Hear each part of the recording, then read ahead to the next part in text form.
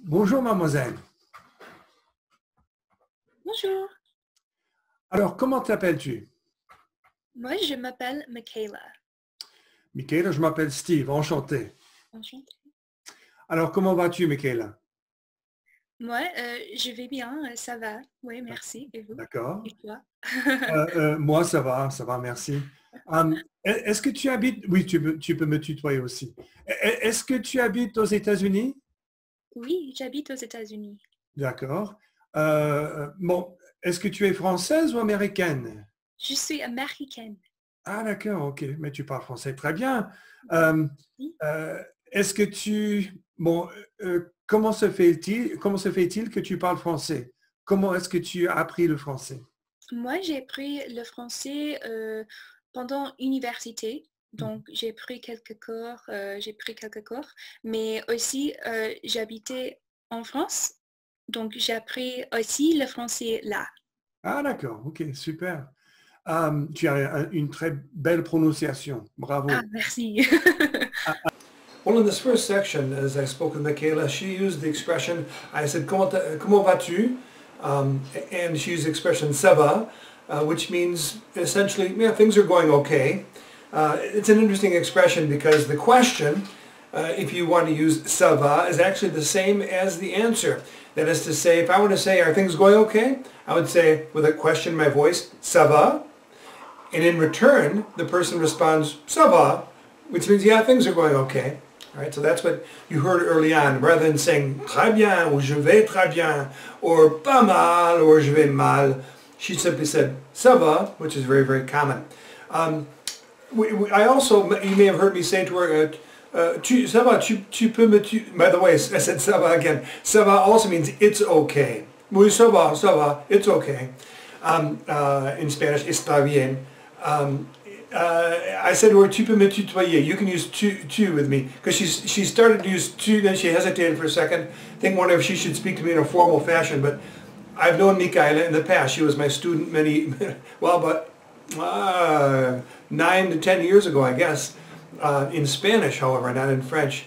And so because I already know her, and she's of course younger than I am, I used tu with her, and she, because she already has some relationship with me because I was her teacher in the past, it was okay for her to use tu. But normally, speaking to a teacher, when there's a certain distance, because I'm no longer her teacher, but when you're trying to establish a certain formality or authority, students would normally use vous in speaking with you, and you would use tu in speaking to them in return.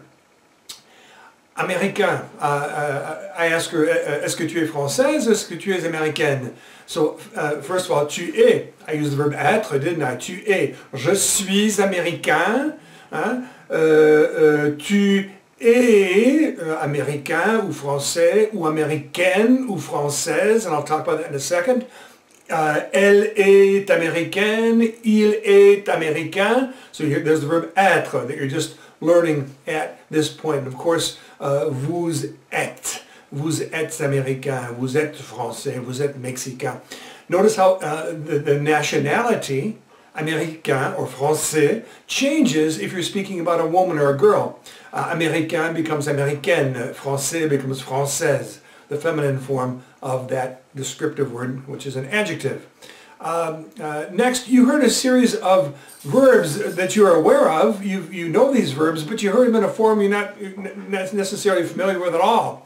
And it's because we were speaking in the past tense. We used apprendre, which you're just learning now, apprendre, and prendre. And the third one was, of course, habiter. So I said to her, I asked her how did she learn to speak French, because when I knew her, she didn't speak French at all. She said, j'ai appris. J'ai appris. Well, normally you're accustomed to j'apprends, tu apprends, il apprend, etc. What's this appris business? That's the past tense. So j'ai appris. By the way, it looks like this. Huh? J'ai appris. And that's you simply have to learn the past tense form of the verb, which is not for now. And then she said, j'ai pris des cours. J'ai pris un cours, des cours. I took classes. And then she said, j'ai habité, I lived, j'ai habité à Paris. I lived in Paris. J'ai habité à Paris. Okay, that's what you heard in the first the first section here. Alors, est-ce que tu habites actuellement, est-ce que tu habites en ville ou à la campagne? Maintenant, j'habite en ville. En ville, d'accord. Et bon, est-ce que tu es marié ou est-ce que tu habites avec ta famille? J'habite avec ma mère. Oui, je suis D'accord. mère. Ok, Oui. très bien. Et ta mère et toi, est-ce que vous avez des animaux domestiques? Avez-vous un chien, un chat? Oui, en fait, on a 2 chiens. Mhm. Ils sont trop mignons. D'accord. Et bon, chez toi, quelles sont tes responsabilités? D'abord, est-ce que tu fais la cuisine? Oui, en fait, je fais la cuisine. Aussi, je fais le ménage, tout ça, la vaisselle. Ouais. D'accord. Aimes-tu faire la cuisine ou est-ce que c'est plutôt un fardeau? Ah, pas du tout. Je n'aime pas faire de cuisine, mais bon, j'aime bien manger, donc je fais la cuisine. Oui, c'est obligatoire. Ouais. Alors, bon, qu'est-ce que tu fais pendant la semaine? Est-ce que tu étudies? Travailles-tu? Que fais-tu? Oui, en fait, moi, je suis un prof de français. Donc, c'est mon travail actuellement, mais en gros, normalement, je suis une étudiante où je travaille avec des artistes et des musiciens. Donc, tu n'as pas fini tes études. Tu vas continuer à étudier? C'est En ça? fait, je viens de finir mes études en mai. J'ai eu mon diplôme d'université, mais je Bravo. suis en train de peut-être continuer mes études. C'est ça. D'accord. Well, here in the next section, the second section, you heard her use the expression which you heard Charlie use, or Charles, the fella in Marseille. He used the expression on quite a bit. On, I mentioned to you, I have mentioned I think twice now, that on is the equivalent of what later you'll learn in lesson 1.42 is the word for we. We typically we think of is nous. That's the pronoun that we use to say we, like we speak French, nous parlons français. But you can, instead of saying nous, you can say on, which has two meanings. It can mean one, like a person in general, one speaks French, or we speak French. So she said, on a deux chiens. So we've got two dogs. On a deux chiens. We have two dogs. Then she used the term talking about her dogs, mignon. Mignon means cute. So their dogs are cute. Leurs chiens sont mignons. She used the expression pas du tout. Pas du tout, which means not at all. Pas du tout. You recognize pas as being the second half of the negation ne pas. But when you're not using a verb and you just want to say like not at all, we're not saying I don't speak French at all, but no verb, just not at all. Pas du tout. Pas du tout. She also said je suis, talking about herself, je suis prof de français. In fact, she didn't say je suis prof, she said je suis prof. And I'll talk about that too. But prof is a slang term for professeur. It's a shortened version of the word for teacher. And she said suis. Suis is when you're speaking quickly and you're speaking somewhat informally. Instead of saying je suis professeur, you run the words together and say suis, or you can do it. How would that be like in English? Well, it's kind of like saying, I can't do it with I am very easily, except for the contraction I'm, but in English it would be like, I don't know, for I don't know, I don't know. It's when you're speaking casually, informally, a little carelessly maybe, you would say, I don't know, and in French, for I am, you can say suis français. And that's what you heard there. Additionally, a couple more things. She used the term, one of us used the term, I'm not sure what it was, étudiant. Étudiant and élève. Up to this point you've learned élève, which is a student prior to the university level. Des élèves. At the university level you're called an étudiant for a student. Okay, so you have that distinction. Élève, which is the word you're hearing in the ULAT. A university student would be un étudiant, or feminine, une étudiante. Une étudiante. And then last of all, she used an expression saying that she had just finished her studies, just gotten her diploma. She has just done something. She used the verb you've already learned. It's this one right here. which normally has the idea of come. But in this situation, venir de has the sense of to have just done something. It doesn't have the idea of come at all. So, je viens de finir, which is to finish. Je viens de finir. Let's say I have just arrived. Je viens d'arriver. I have just said something. Je viens de dire quelque chose. He has just left. Il vient de partir. So vient de, which comes from venir, venir de, is the idea to have just done something. D'accord, ok. Qu'est-ce que tu aimes faire pendant ton temps libre? Quels sont tes hobbies? Moi, pendant mon temps libre, j'aime faire, j'aime faire des dessiner. J'aime aussi jouer la musique, de la D'accord. musique. Ça, c'est très, très amusant. J'aime bien aussi, j'écris et ça, j'aime bien aussi. Est-ce que tu joues d'un instrument? Oui, je joue de la guitare et le piano. Ouais. Et tu aimes chanter? Oui, je chante aussi. Ouais. Ah, d'accord, super. Quel genre de musique est-ce que tu aimes écouter? Moi, j'aime écouter de la musique pop et rock.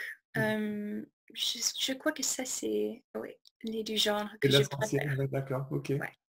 In the third section, she used the verb dessiner. Elle aime dessiner, which is to draw. She likes to draw. And she also, she was talking about playing guitar, and she used the verb jouer, which that's not how you play guitar, by the way. That's the gesture in the ULAT to play an instrument. Jouer. And you would say, je joue de la guitare, je joue de la trompette, je joue du piano. Okay, but jouer, it can also be used, just like in English, the word play has two meanings, or two purposes. It can also talk, when you talk about a sport. So, elle joue de la guitare, mais elle joue au volleyball. No, she didn't play volleyball, it was tennis. Elle joue au tennis. She tells us, I think a little later on, that she played tennis in high school. Elle joue au tennis. Notice how the du changes to o. If you're talking about an instrument, you use jouer de. If you're talking about a sport, it's jouer à. So, elle joue de la guitare, but elle joue au tennis. Okay?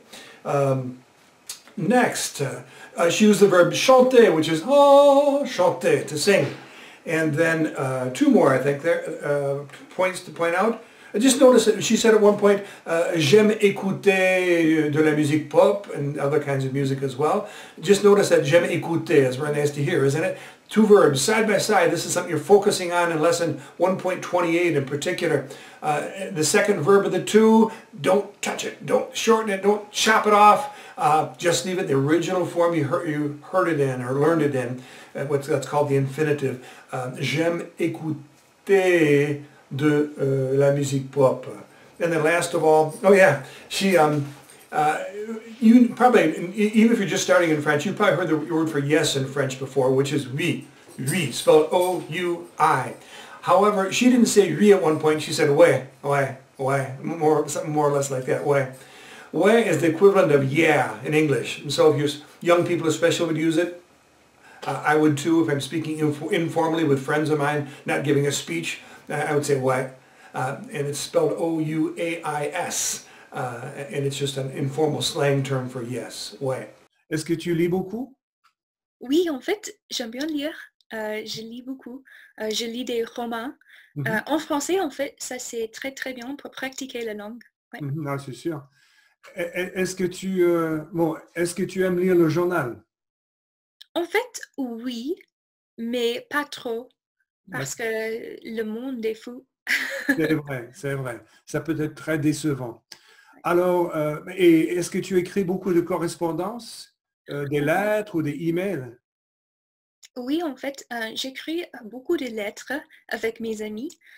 Donc, en fait, pendant le confinement du Covid, j'ai envoyé des lettres à plus de 15 personnes.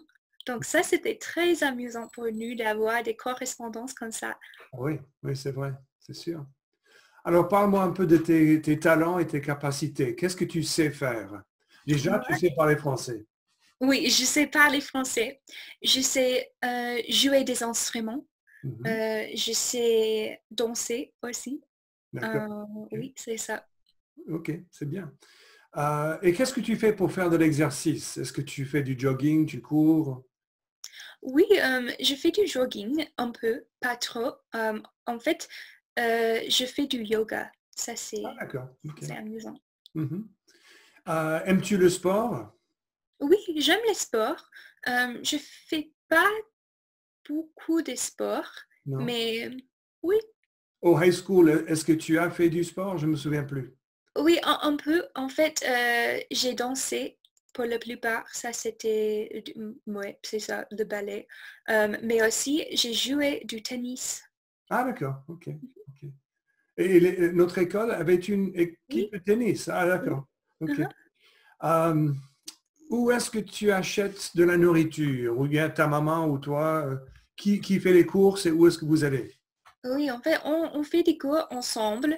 Mhm. Euh, mais moi, je préfère faire du cours à Aldi. Mhm. Donc, Ah, moi aussi. je vais là. Ok. Mhm. D'accord, ok. Et quand tu vas à Aldi, comment est-ce que tu te déplaces? Est-ce que tu prends le bus, tu prends le métro, tu prends le train, que fais-tu? Moi, je prends une voiture. D'accord, comme tout Américain. Ah, oui. Well, in the fourth section, she used right off the bat, she used the verb pratiquer, which is to practice, and she was talking about how it's for to practice her French or to develop it, practice it. Reading literature, French literature is a helpful thing, so that's pratiquer. And then she said, talking about why she doesn't listen to the news very much. You may not have caught that. She made the editorial comment, Le monde est fou. The world is crazy, which right now certainly does seem to be the case. Le monde is the world, and fou is crazy. The feminine form, by the way, of crazy is folle, in case you need to describe someone at some point in your life. She used the verb danser, which sounds very much like what it is in English, to dance. And I asked her about sports or exercise she involves herself with.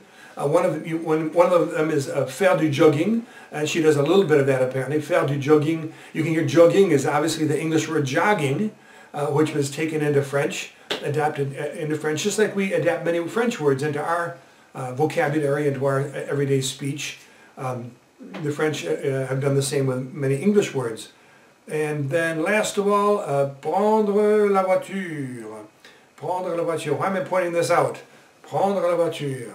Elle prend la voiture. Oh, I know what it was. You often probably think that my asking the question about what mode of transportation you take to get to the supermarket is rather strange, when obviously I'm using it because I want you to use the word prendre, and I can't figure out how to fit it into an interview very easily otherwise. So prendre, je prends la voiture. However, it's not quite as dumb a question as you might think. If you've lived in other countries or spent much time, especially in a large city, you'll know that mass transit is much more common in other countries as far as the general population using mass transit, not just people in a big city. One reason for that is, I guess a primary reason is that gasoline is so expensive that you want to try to, much more expensive outside the United States than it is inside, that you want to try and economize as much as possible, and so you'll use the bus or the train system. And the second reason was, in France, the train system is so well developed that you can go to so many towns, really, many places, just by taking the train. And Charles, for example, whom maybe 2 weeks ago, 3 weeks ago, from Marseille, whom I interviewed, they don't have a car. And they live in Marseille, which is a big city, but they were going to go shortly after that interview out into the country on a retreat with their church, and they were going to take the train to some small town and then walk from the train station to their destination, the place where they're going to be spending the night. And so that tells you just a lot about French culture in particular, is that you've got mass transit available to you. The train system is great. It's quite inexpensive, really. And people do a lot more walking as well than we do here in the States. The distances in America are so much greater then it's pretty hard to walk places, and therefore we use automobiles far more. So my question is not quite so unusual and so strange. Est-ce que tu sors souvent au ciné ou bien au restaurant? En fait, je ne sors pas souvent au ciné ou au restaurant. Quand je sors au des concerts et des choses comme ça, je préfère. Ouais. Ok, d'accord. Assistes-tu à une église actuellement? Vas-tu à une église? Pas actuellement, en fait, je déménage beaucoup, souvent, donc pas maintenant.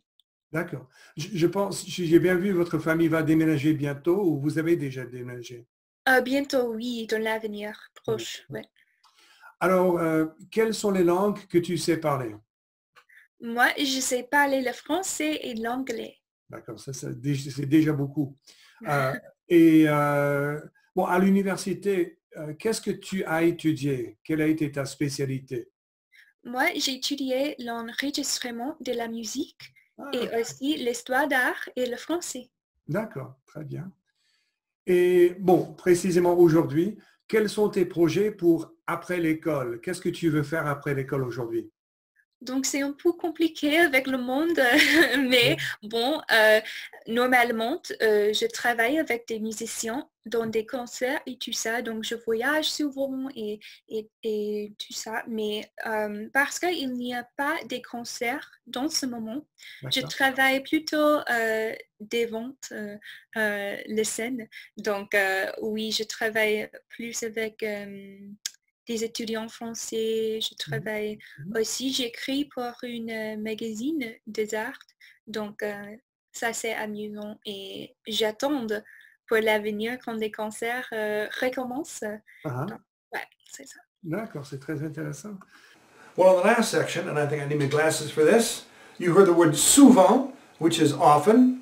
You heard it talk about les concerts. Le concert is a concert. If you could see it, it's spelled the exact same way as in English. It's just pronounced concert, which tells you something. It's spelled the same way as in English for concert. Tells you something about how French deal with final consonants. Many times the last consonant in a word is silent. It's not pronounced. But we're not going to get into spelling at this particular point, but nonetheless, le concert.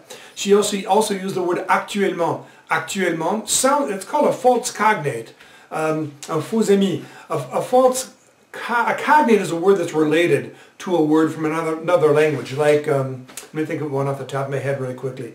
This is probably a poor example, but maison, obviously, and mansion are undoubtedly originally somehow had some connection to two words and they came from the same root.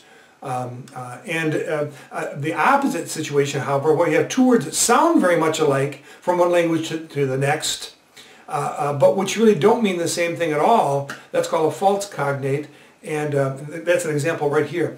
Actuellement, and especially if you could see it, you'd see the resemblance to English. It sounds like, it looks like actually.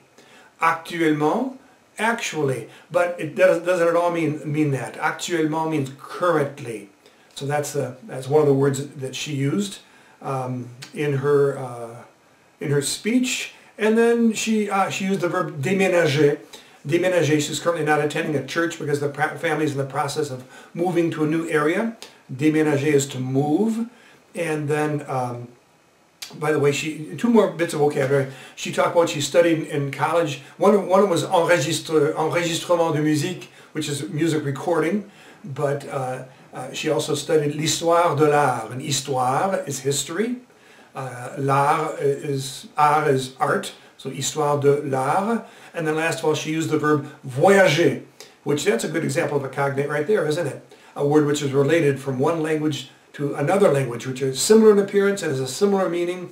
That's a cognate, and the verb is voyager. Voyager means to travel, but of course, if you could see it especially, you would see it's spelled the exact same way as the word voyage in English, except with an R at the end of it.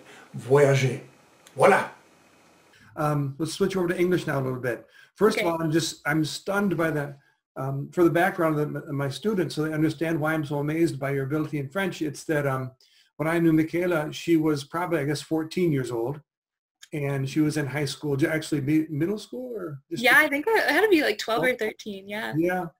And I just taught her briefly in a Spanish class. And she didn't know any French at all at that point. So when did you start studying French? So in Mhm. high school, I took a class at the community college Oh, okay. after school. So it was just a conversational class. It wasn't anything honestly serious. So while I count that as exposure to the French language, it wasn't actually when I started learning French. That was probably my first exposure. I started learning French in college. My freshman year, I actually like failed out of my first French class. I was so bad. It was really, really bad. So I restarted my sophomore year Mhm. of college. So my second year of college, and I took classes for 2 years, and then I moved to Paris. Okay, wow. What did you do in Paris? Was that part of your studies, or was it just living there, basically? Yeah, it was kind of part of my study. So throughout college, over the past 4 years, I've gone to Paris every year for various projects. So my freshman year, after I failed out of my French class, I went to Paris to study art history. And then my sophomore year, And you learned far more French, undoubtedly, than you ever would have in a classroom in the United States. Exactly. It was crazy. Sure. My sophomore year, I worked over the summer at the American Library in Paris, which is an English language library. I did archival research in their non-circulating book collection. So it was a lot of scavenger hunting and creating a digital finding aid that's now published for university professors to use around the world. So I went back in 2018. And then in 2019, I moved until 2020 when I came back. And I went to the Paris School of Business. What did you do for lodging when you were in Paris this last year? Yeah, I stayed with 2 different French families. How did you meet them? My school, so the international program that corresponded my university with the Paris School of Business, Mm-hmm. they set me up with the host families. Oh, that's great. Okay. Mm-hmm. And so why did you come back to the United States this last spring? I think I can guess, but I totally got kicked out of my apartment and my program because of the coronavirus. sure. Yeah. It was pretty crazy. I was in Denmark actually alone visiting a friend, and I was in a hostel just by myself. It was really nice. And I got a call at like 3 a.m. alone in Denmark that the borders were closing. So I tumbled my way back to Paris for 20 hours, packed my apartment, and then flew into Dublin, and then flew into Canada, and then drove across the U.S. border 30 minutes before it closed. Oh, and now I am what an adventure. waiting to go back. Yeah. Well, thank you very much. I appreciate your time, and it was very interesting. Thanks for having me. This was really fun.